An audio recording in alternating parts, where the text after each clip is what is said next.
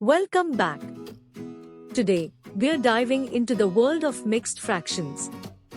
By the end of this video, you'll have a solid grasp of the concept and logic behind mixed fractions. Let's get started.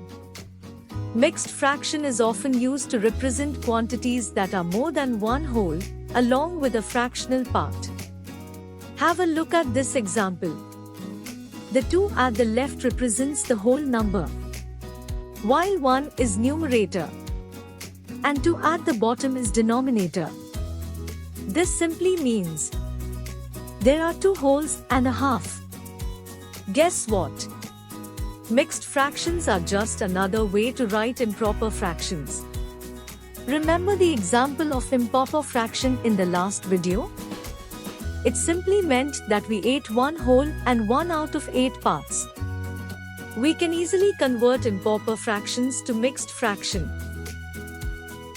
Here is how you do it. Just divide the denominator with numerator.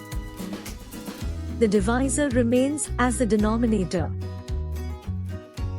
The quotient becomes the whole number, and the remainder becomes the numerator. We can also convert the mixed fraction to improper fraction. Have a look at this now. Multiply the denominator with the whole number and add the whole number with numerator. Write the answer as numerator, keeping the denominator same. That's all for now.